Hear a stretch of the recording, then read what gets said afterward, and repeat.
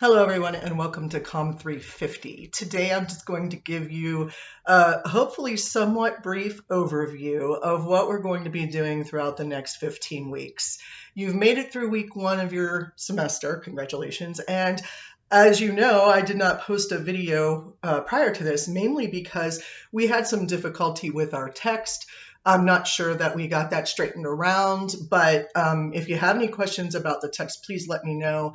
I do not think I put a picture of the text up for you. I may have, but the problem is that the text that the bookstore has a link to is sort of a non-link, or it goes to a copy of the text that is very, very streamlined. In other words, it's mainly just notes about what you're supposed to be reading. So they're not the original works.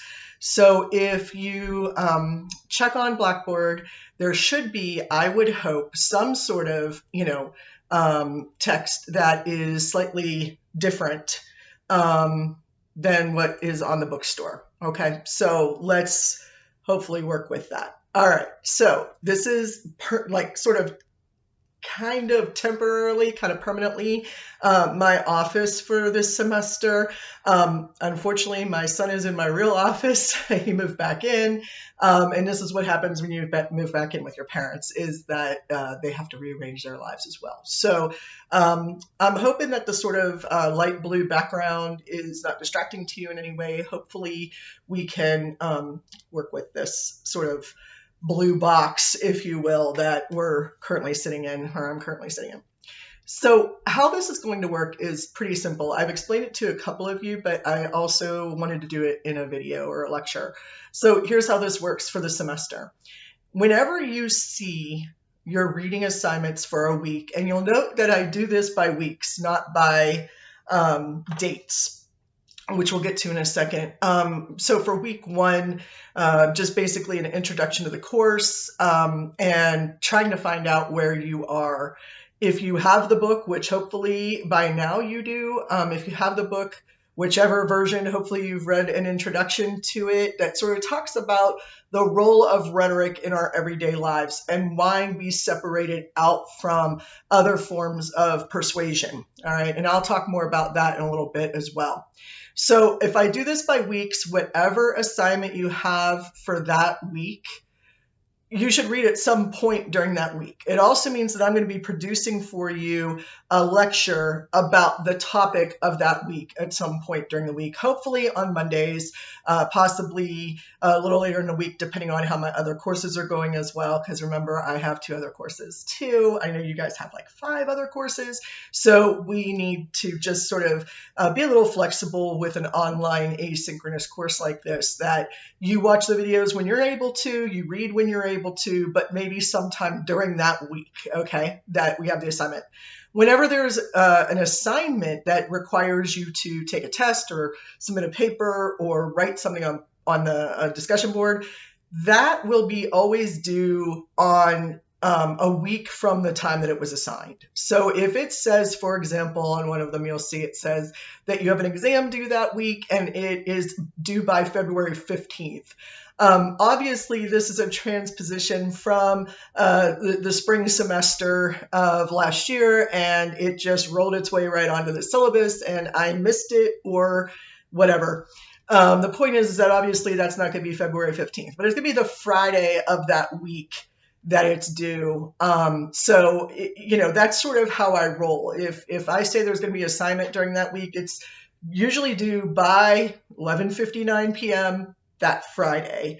You'll always have a week to do things, at least a week, sometimes more, depending on what the assignment is, but you'll always have at least a week to do the assignment. So if you check here online, every 2 or 3 times a week or whatever, because you're afraid that you might miss something, chances are good that you will catch it.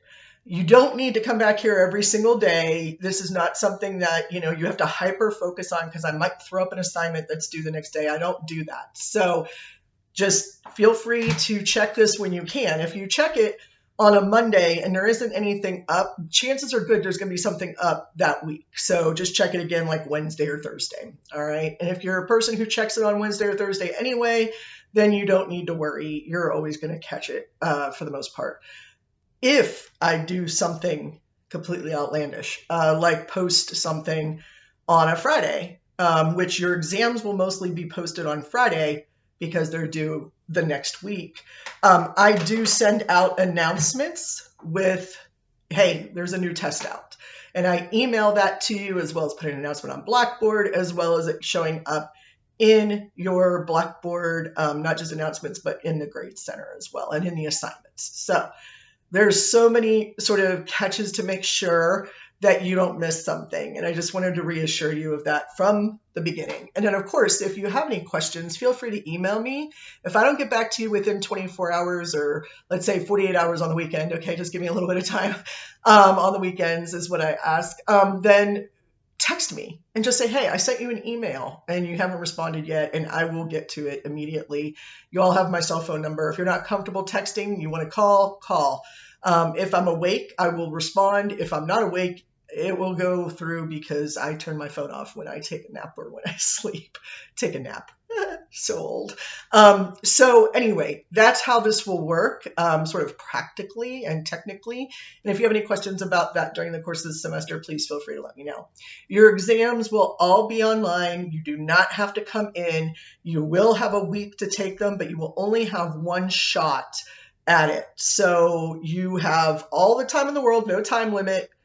It will be open for a week, but if you stop taking the test and save it and close it, there is a good chance you won't be able to reopen it again because I don't allow multiple attempts. Now, if you're someone who needs multiple attempts for some specific reason, by all means, just get a hold of me and we will figure that out. That's not usually a huge problem. I don't usually have a problem with this system.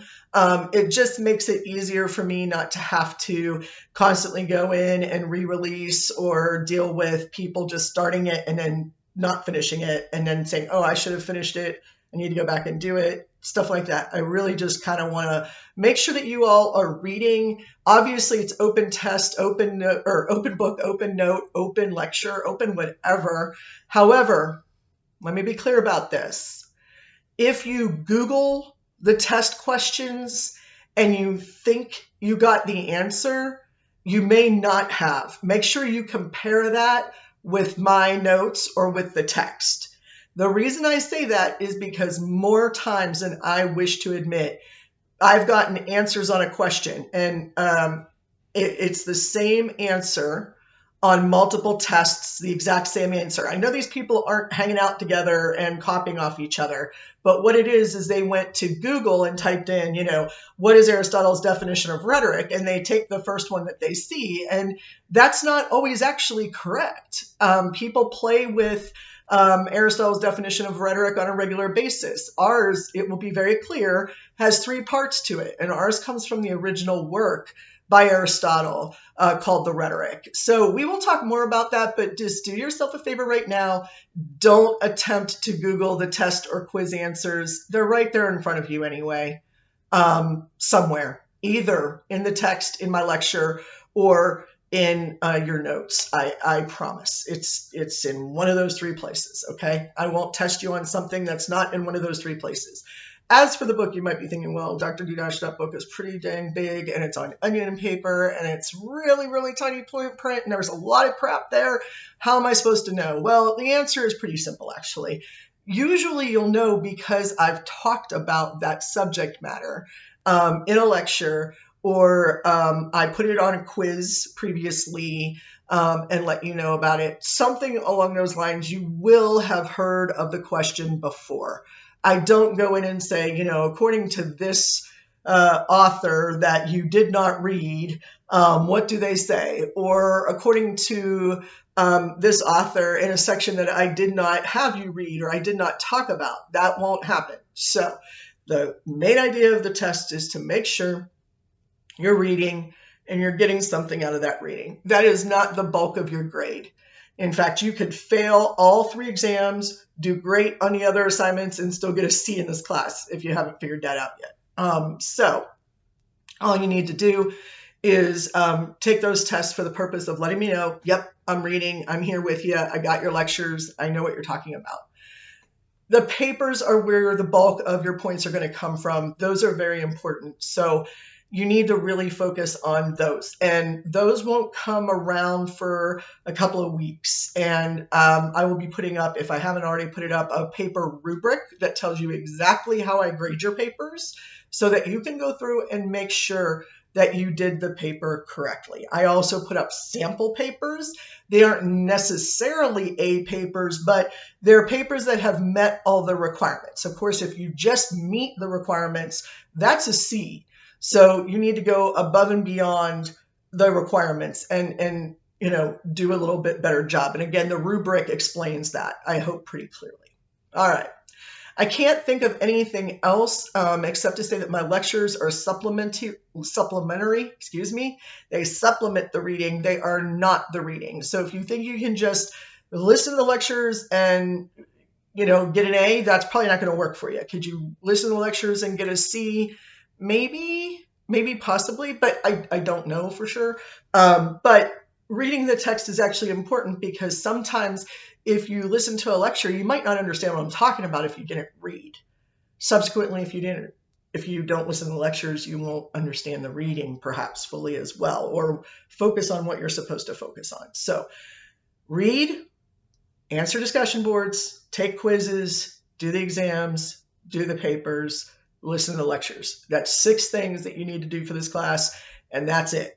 And if you're the type of person who likes to plan things out ahead, I don't put the exams up ahead of schedule. I don't put the quizzes up ahead of schedule. So you're sort of stuck with waiting for those to be posted. The exams, which are the more important of those 2, are put on the schedule, however, so you know what week they're going to be happening. And you know that your papers, while they'll have a semblance of due dates, you can actually turn those in early, so feel free to do so, okay? Your second paper, much harder to turn in super early, but I'll make sure that you can turn it in early enough for you, okay? In other words, you should be able to turn in that second paper by mid-November at the latest if you would like to, all right? Okay, hope that helps. So let's get started on content. Rhetoric, what is it? What does it mean? Is it lying? Is it telling people what they want to hear? Is it empty, flowery language? Is it purely political? What is it? That is the question I get all the time. Why do you teach a course in lying? Okay, so is that what we're doing? And the answer is no, that's not what we're doing at all. It drives me nuts when people say, don't listen to all that rhetoric, because what they're saying is don't listen to all that blustery, flowery, useless rhetoric, okay? And to me, there's never a time when communication is completely useless. You can always get something out of it. You can always find some piece of information in it that may be necessary to your understanding. But more importantly, rhetoric has a very, very specific definition. So what is that definition? Well, it comes from Aristotle around 400 BCE, and that definition is 3 parts. It's the art or skill of knowing, in any particular instance, all of the means of persuasion. Okay, so I'll break that down for you. And it could be in any order, and it could be worded however you want, but those 3 parts have to be there. It's an art or skill of knowing. So it's understanding. It's being able to know, to willingly find out, to learn, to understand. And then the second part, in any instance. So a particular speech, a particular text, a particular kind of speech, any context, but mass influence context. So in any particular instance is what Aristotle says, according to translations. And then the third part, all the means of persuasion, literally meaning anything that feeds into the persuasive act of speaking, okay, or writing sometimes too. So of communicating. So it's an art or skill of knowing. So it's a course of study. It's an understanding of, in any instance, all the means of persuasion, which, yes, include the 7 parts of the basic transactional or interactional communication model of, sender, message, receiver, channel, interference, feedback, okay, all that stuff, encoding, decoding, even included in this. And also, of course, the rhetorical situation, which is often referred to as the environment in our Com 115 classes, or the context. There's a lot more to it than just the context, a lot more to it than just the environment in which it's in. We're not just talking about a classroom here. We're not just talking about a big audience, a smaller audience. We're not just talking about whether it's indoors or outdoors with a microphone or on TV, or we're not only talking about those things. Of course, those things are important to the rhetorical situation, but we're also talking about the power structures and the power relationships that exist within those particular situations. Okay. So the rhetorical situation encompasses all of those things, the power structures, the relationship between the speaker and the audience, everything that can possibly impact the persuasion of the speaker goes into the rhetorical situation and the means of persuasion. So if you understand all of those things and how they impact the persuasive elements of a speech, then you understand rhetoric. So if rhetoric is a skill or knowledge of a particular situation, then how is it that we go about studying it theoretically? And that is probably the bigger question. Rhetorical theorists generally look at all of the persuasive means in any given speech or writing in a situation, being able to break it down for analysis and put it back together to find the effectiveness of the persuasion or the way that the persuasion occurs, what tools are being used, and what type of environment the speaker might be trying to construct for the audience, and all of the things that play into that. That's what theorists do. What is a theory of rhetoric? A theory of rhetoric is being able to say, this is one way that we believe that you can understand all rhetoric, okay? So you have everybody from Aristotle telling you, here's how it works, to the Romans who will tell you, this is how it works in order to maintain or gain power. In the medieval period, we'll learn from St. Augustine and others that that rhetoric is utilized only for the purposes of preaching what the Roman Catholic Church wanted you to know at the time. And the people who break away from that in the early Renaissances will tell you that it's used for the artistic as much as for anything else. And of course, we'll have the humanists pop up around there who will say, here, it's used to prove science and the role of the human in understanding our world. And so what humans can contribute to our knowledge through the practice of rhetoric. To the, sort of modernists, the older modernists, the classical modernists who say, no, there's a very specific structure to how rhetoric works. There are models to follow and rules to obey in order to make rhetoric work. Into the postmodernists and the critical theorists who say that all rhetoric is used to maintain or to create power structures. And so rhetoric is utilized, and a theory of rhetoric must be based on understanding how all the means of persuasion are utilized to enhance, to maintain, or to create a power structure.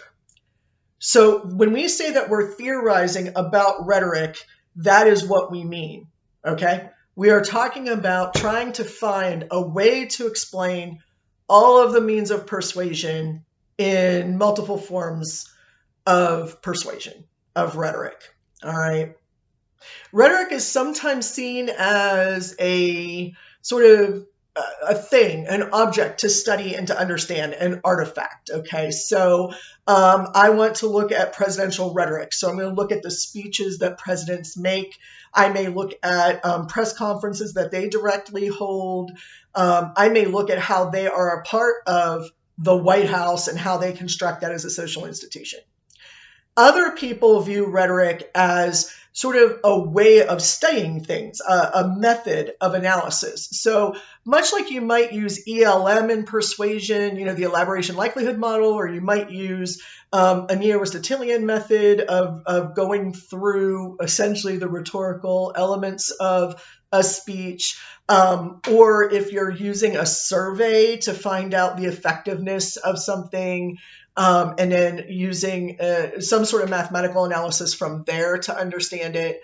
So rhetoric is just another method for analysis. But if that were true, then it wouldn't also be a theory. And so there are others who argue that rhetoric is actually an ontology.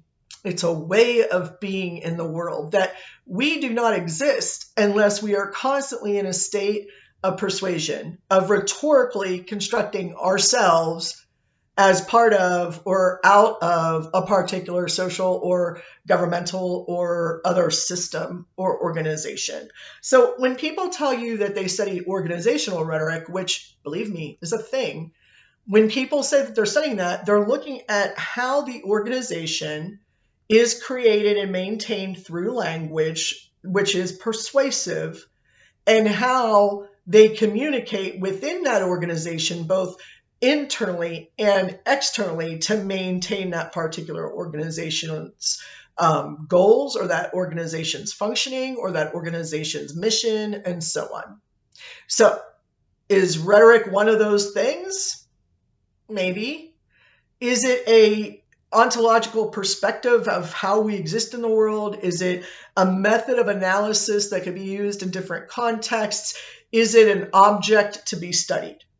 All of these things are not necessarily answered. And honestly, if somebody asks me which one of those I think it is, I always say the same thing: all of them, which may sound a little bit like I'm saying I study everything, but I don't. Let me give you some examples. There are people in the world who talk about the rhetoric of space, and it's fascinating. And what we mean by space is literally the space that we create, the buildings that we create, what kind of messages those send, why I chose this color for my Z room, this light blue color instead of a green or a yellow or a purple. What does that communicate about me? Hopefully not a whole heck of a lot. I mean, it's orange peel paint, and it's in this color. I don't even remember the name of the color. It's some sort of light blue color. Why did I choose to wear black today? Why did we choose to do something in a particular place? Why are churches built the way that they are, etc.? You get the idea. I don't generally study that sort of thing. I don't find it particularly useful. It doesn't tell me much unless the piece of architecture is actually a work of art, attempting to express something. For example, I get the question a lot: what is the meaning of the memorial at the Edward R. Murrow building, where it used to stand down in Oklahoma City? I could explain that with no problem. It was clearly done very deliberately. People ask me a lot about what I think of the New York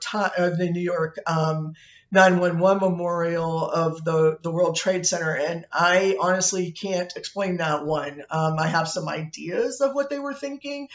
Do I think it was done particularly well to express a particular thought? No. Does it express other thoughts well? Yeah. So it's sort of one of those things that I don't have a good grasp of study on, even visual rhetoric, but a lot of people do. And so that is a course of our study that's very, very important, even though I don't generally engage in it, but it is a good course of study within rhetoric. Whether or not this blue color matters or not is probably much less relevant to the world. I don't think I'm trying to send a particular message. I'm just trying to stay relaxed, but yet have a light color in the background, which is soothing and makes you feel bright and happy and awake. Hopefully all that works. I don't know. For someone who generally wears black and white all the time, or gray, I need color other places, I guess. So make of that what you will, as we go through the course of our study. Okay, so What rhetoric is and what rhetoric is not is a little bit open for debate. For our purposes, rhetoric is the art or skill of knowing, in any particular instance, all the means of persuasion in, as Aristotle says, the arena of mass influence. We are not interested in one-on-one communication and argument. We're not interested on, how to persuade someone to go on a date with you or to marry you. We're not interested in any of those interpersonal, intrapersonal, or we're not interested in that. What we're interested in is when there's mass influence, okay? More than like 5 people, all right? We're talking about attempting to have influence on a large number of people. So would you consider, speaking at a city council meeting, mass influence? Only in the sense that your entire audience is your city, and if you live in Nixa like I do, that's only like 24,000 people. That's not a lot. And unfortunately, it's a very small town in a lot of ways. To some of you, that may sound like a big town. To my husband, who was raised in a town of 4,000 people, Springfield is really daunting to him. To me, who was raised in Pittsburgh, Pennsylvania, Springfield is a nice little town, out in Missouri. So it's all about the perspective there for what mass influence means. What I know it does not mean is small groups like 3 to 5 or 3 to 10 people. I know that it's not about interpersonal or even intrapersonal communication. So when you're sitting in your mirror in the morning, and you're doing that old Saturday Night Live skit of I'm good enough, I'm smart enough, and gosh darn it, people like me. Well, that may be some method of intrapersonal reaffirmations. It is definitely not mass influence at that point, okay? It may become it at some point, but not at that point. However, the fact that I just referenced Saturday Night Live, something from the 80s that I was like in my teens when it came out, something you may not know anything about, making that reference, that is part of how that particular skit with Stuart Smalley, it was played by Al Franken, if I remember correctly, how that particular skit impacted the culture of those of us who remember it, okay? And now I'm sharing that with you. So in that sense, that had some sort of mass influence. But when I get up in the morning, I'm like, okay, Dudash, you can do this. Come on. And you probably don't know quite what that feels like yet. My 20-year-old son was talking to me the other day. He works about 13-hour shifts, and he does hard labor. And he came up the other day because he goes to bed now at like 8:30 and gets up at like 5, some crazy schedule that I never lived. My life was sort of in reverse. I went to bed at like 5 a.m. and got up at 8:30 at night sometimes. So I don't really understand where he comes from, but we both kind of look at each other like, oh, we're going to make it through today. Come on, we can do this. And certainly for me, it's a physical struggle. I think for him, it's more of a mental struggle. But surely you've had those days where you've had to wake yourself up and say, okay, today is going to be a good day. I'm going to make it a good day by saying it. Excuse me, I make it happen. Or what's that? The Secret, is that the name of it? Where they talk about, what is it? You're supposed to put it out in the universe and it will come to you, that you sort of manifest it, you make it happen. It's not a world I'm privy to. I don't really understand it. But if you want to look at that as a type of rhetoric, you can. It's impactful. It does something to somebody. Is it mass influence? Not really. I mean, it's the secret to your personal success, right? That's how that's supposed to work, I believe.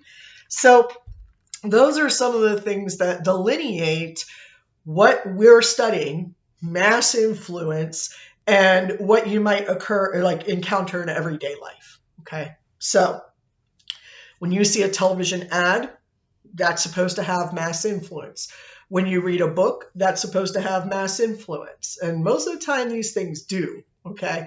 It goes beyond just ourselves and just our sort of really close personal interactions in a small audience or a small group of us or amongst our friends and family, and that's it.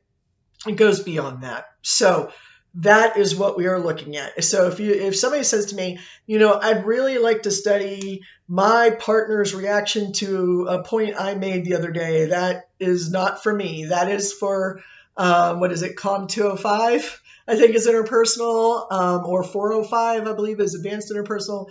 It's not for a rhetoric class. So I hope that helps distinguish and delineate what rhetoric we are studying as an object, as a method, as a theoretical perspective, etc., versus, other ways that we might use that term. Somebody actually said to me once, I don't need any more of your rhetoric. And I was just like, wow, that's so not what rhetoric is. Okay. It's not just meaningless language, which we will get to how it got that reputation, but not for a couple months. So we're stuck with this.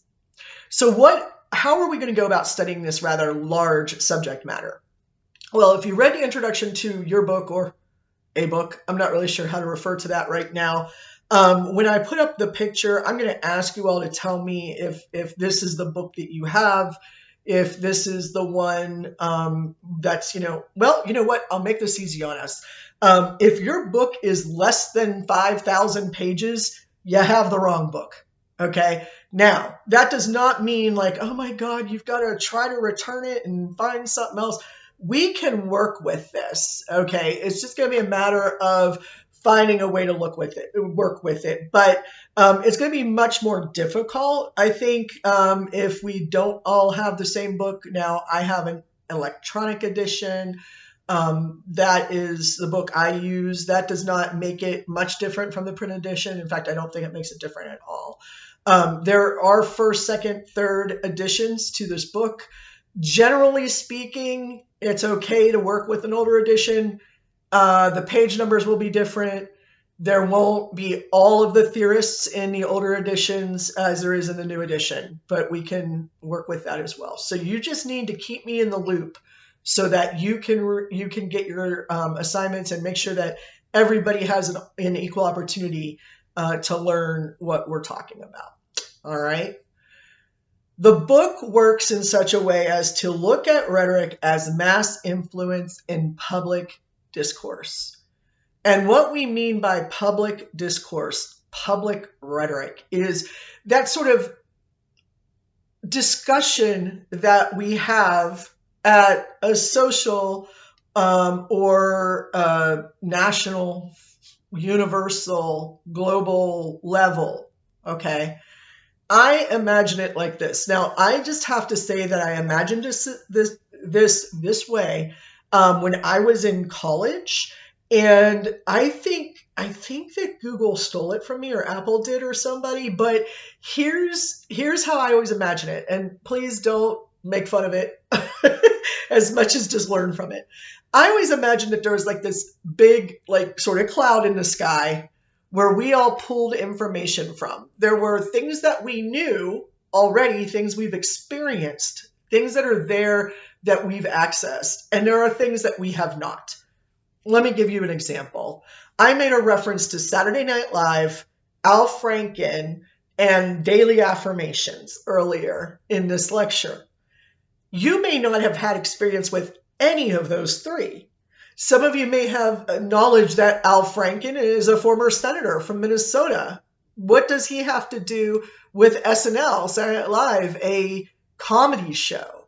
Some of you may know what SNL is, but not know anything else about it. Some of you may know who Al Franken is, may know what SNL is, but not be able to put that together with daily affirmations. Some of you may have heard, I'm good enough, I'm strong enough, and gosh darn it, people like me, and not had any idea where that comes from.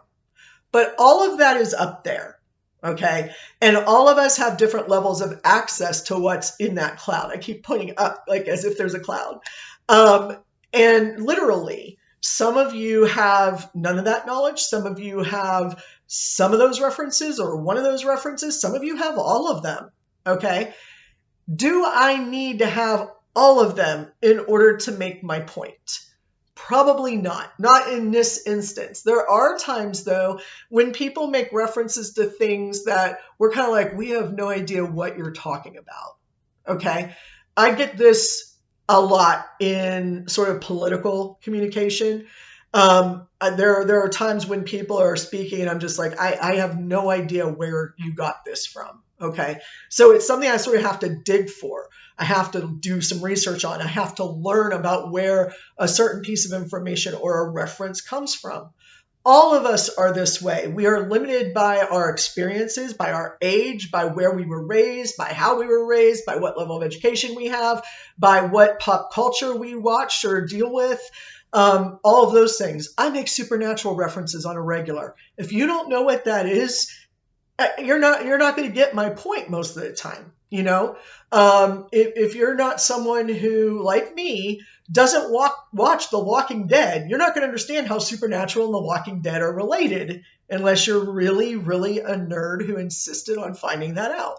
Or you have a friend or a partner like my husband who watches The Walking Dead, does not watch Supernatural. I watch Supernatural, not The Walking Dead, but we've come together on a few things here and there because there's some crossover, okay? If you are too young to know who Mork from Ork was, if you don't know the name Robin Williams, if you're too old like me, I may be the only one who's too old to understand how to use TikTok and Snapchat and those cooler things. I mean, I'm a Gen Xer. What does that mean? You know, do we have the frames of reference to understand what it means to be a Gen Xer? Probably not. Most people go from boomer to millennial and just skip us in between. But there was an entire generation of us in between there. We were a small generation, don't get me wrong, and we were quiet. And we're sort of lazy, a little bit apathetic. But other than that, you know, we fully support the millennials and the boomers from our beds where we're like wearing black clothes and listening to music from The Cure, look it up, and writing bad poetry and going into the dark abyss that is Nietzsche, another theorist. How many references can I make that you may or may not understand? And it's totally acceptable that you wouldn't understand them, just like hopefully it's understandable that I don't know what things go on Snapchat. So how is it then that we make references to these cultural, social, even just historical knowledge items and help our audience get to the same point that we're at? Is that where the public discourse occurs? Do we pull it down from the cloud whenever we need to access it to utilize it? You know, I was actually listening to We Didn't Start the Fire the other day by Billy Joel, the original, and never realized it stopped in 1985. And I always thought, oh my God, that's a great piece of music. And it is. It still holds up, I think. But in 1985, I was 11. There, do the math now. You can know how old I am. I was 11 in 1985. So I loved that song, but I never realized it wasn't capturing a good portion of my life. I mean, sure, it was 40 years of Billy Joel's life, but it was like 11 of mine. And now, were I to write a We Didn't Start the Fire memoir song, I would actually be missing years because I'm 48. And Billy Joel wrote that when he was 40, and I would be missing 8 years in between when Billy Joel was 40 and now me. So, you know, it would miss some years, but I guess another verse could just help that out, right? And what would I possibly choose to write about? And what fascinates me about that song, some of you are kind of like, I've never heard that song. Maybe you heard the 90s version of that song or the 2000s. I don't remember when another version came out by someone who did sort of not a parody, but an extension of that song, which was kind of cool. Some of you were thinking, who's Billy Joel? I get that. So this song by Billy Joel called We Didn't Start the Fire references a bunch of historical events that created the rhetorical situation in which he was singing. One of them is Russians in Afghanistan. You may not realize the import of that. But for me, the Russians had invaded Afghanistan. United States went over and helped Afghanistan defend itself from the Russians. So we gave them arms, we trained them, we helped their military out, and they fought off the Russians. Thus, Afghanistan stood. In 2001, possibly a few years before you were born, and I was getting my PhD, in 2001, when it was sort of accepted that Afghanistan was housing and protecting the Taliban, who was, had the leader of Osama bin Laden. If you did the math, it wasn't that hard to figure out that we had armed the man who just attacked us on our own soil. So if you listen to that song and sort of follow it through to sort of the middle of my life, you start to understand that it's really referencing things that are historical, but that are, sort of revisited every couple of decades. And so that has had a great rhetorical impact. But if you're like me and in high school you didn't know what Liston beats Patterson meant, and you ask your history teacher, what was the legal case of Liston and Patterson? And he looks at you like you have 8 heads, because that was actually a boxing match, I believe.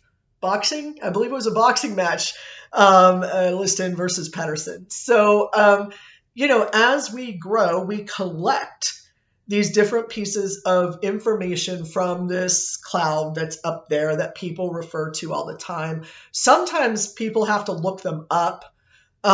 It was funny. I was watching Supernatural, and they make a lot of references to the 80s and 90s for some reason I don't understand. Sometimes even the 70s.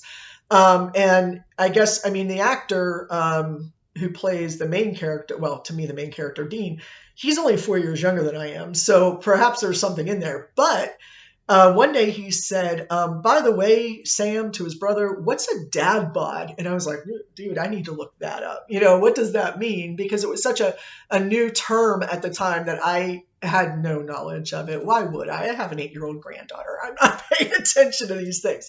So we sometimes have access to these things, these social or sort of public discourse references, and sometimes we don't. And so part of understanding all the means of persuasion and rhetoric is understanding all of the rhetorical situations references within them. So this is something that we play with a lot in the public sphere. If you've ever watched one of those, especially for Marvel movies, if you watch Marvel movies, if you ever watched one of those YouTube videos that goes through and says, here's the 20 things you missed in, Avengers Endgame or something, and they go through and they show you all the references that you missed, you might look at some of those and go, I still don't understand that reference. Great Easter egg, because I have no idea what it means. I do that sometimes, but we play with this idea of people missing references all the time. Unfortunately, when it comes to public discourse that really impacts us on a daily basis, on a policy level, in the government, in our social structures, even in your classrooms. It's important that we get those references, that we understand everything that's going on in that piece of rhetoric that we're attempting to understand and be affected by. Okay, I think I went on about Easter eggs way too long, but sometimes that tangent it gets fun. If you have, in fact, you know what? Let's play a little game. I'll put it up on the discussion board. And in order to make sure that you're watching this lecture, I'm going to go ahead and put this on the discussion board as just Easter egg. And what I want you to do is to tell me about any sort of Easter eggs that you know of in popular music, popular movies, books, whatever, like references to cross-references, TV shows, etc. Surely there's some that we will all understand and some that we won't. And you don't have to dig deep. You don't have to go old. I don't have to understand the Easter egg. I just kind of want to find out if we pay attention to those references that we may or may not understand. If we don't understand them, do we go and try to find them, or do we just like let it go and we don't learn or get the point of that particular rhetorical device that's being used? So that's what I'm going to do. I'm going to put that up just as their Easter egg, and you tell me about any Easter eggs or any cross references, crossover, or so on, or even a historical reference that you didn't understand, that you had to look up, and then all of a sudden things made a very, very, very big difference. Because sometimes understanding the rhetorical impact of something just means understanding what the rhetoric was in the first place. An example of that, music that we listen to.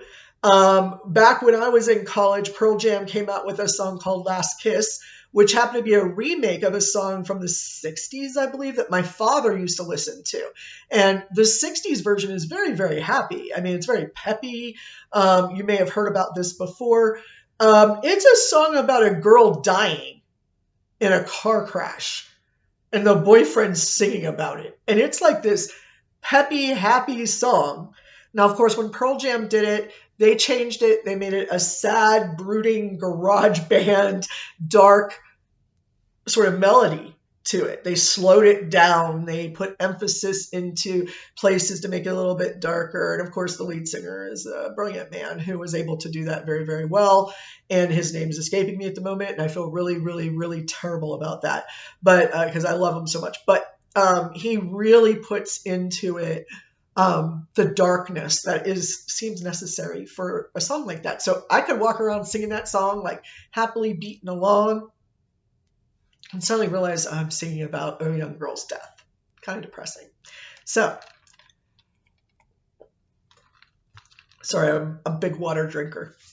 So let's do that. Let's focus on that. Now, we are going to go through rhetorical theory chronologically. We're going to start in the classical Greek period, a little bit before that, but mostly the classical Greek period, where we're going to study the debate sort of between rhetoric and philosophy, or rhetoric and speech and the truth, or the search for truth. We're going to look at that relationship vis-a-vis our ancient rhetoricians from Greece.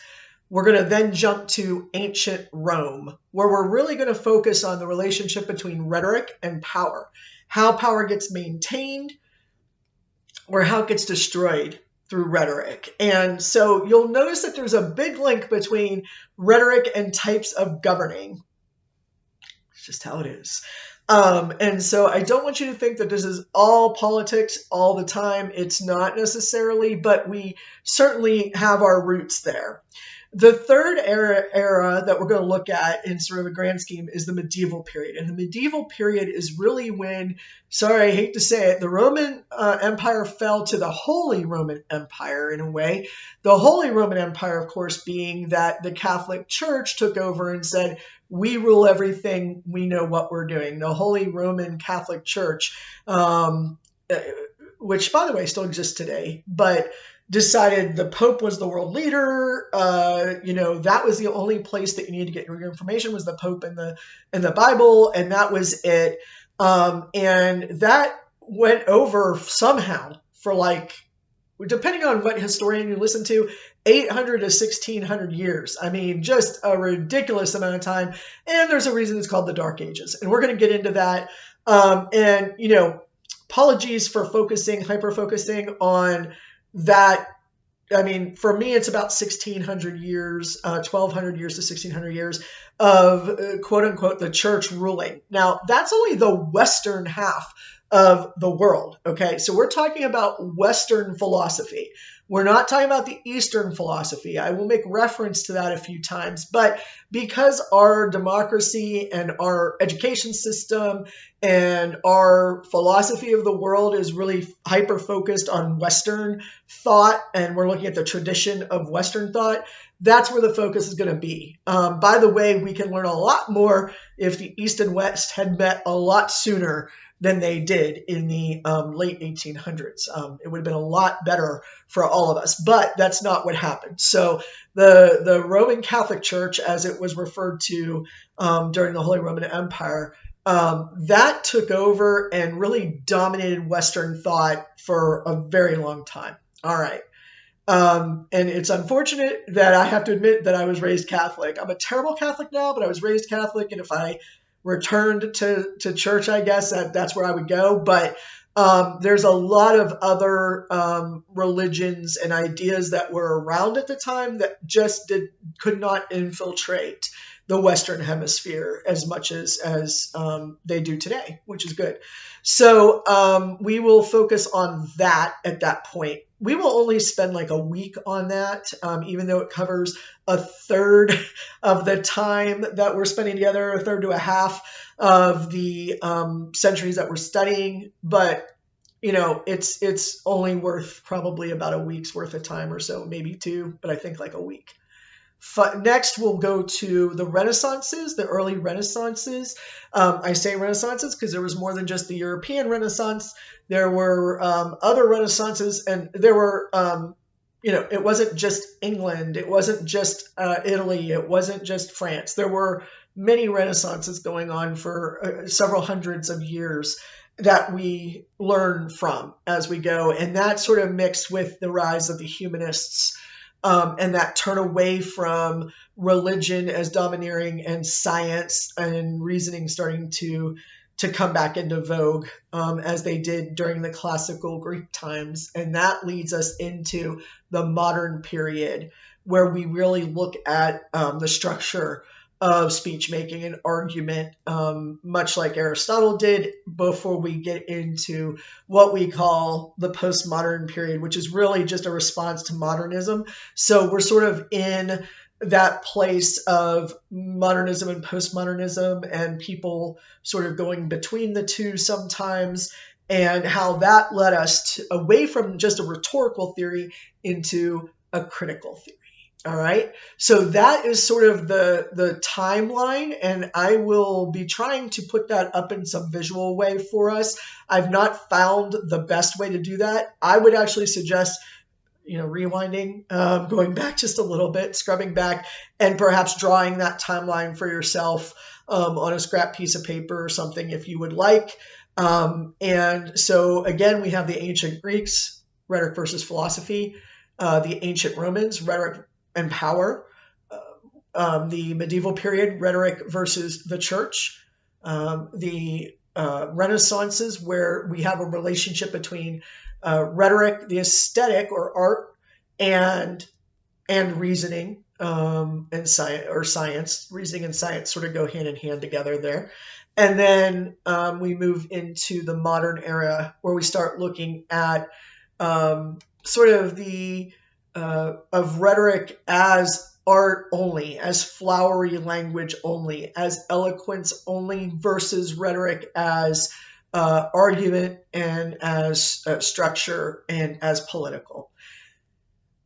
Then we move on into the postmodern versus, or the postmodern and the critical theory, and the postmodern as a response to the modern, in saying that, that the modern way of thinking, that very strict structural way of thinking, is not necessarily the best way of thinking. A top-down approach, for example, deductive reasoning, is not the best way necessarily.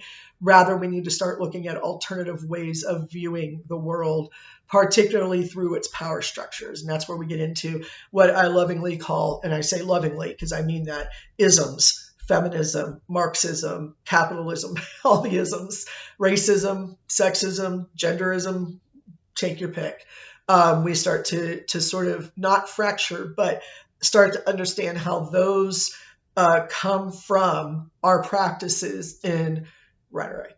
All right, I wrap that up not very quickly, but less than an hour. So I'll give myself that. I hope this helps as an introduction to what we're going to be doing. The first theorists that we're going to look at are known as sophists, and I believe the first one I have you read is Gorgias, and the second one that I have you read is Isocrates, and that's going to come up this week as we move through the syllabus. Welcome to Rhetoric.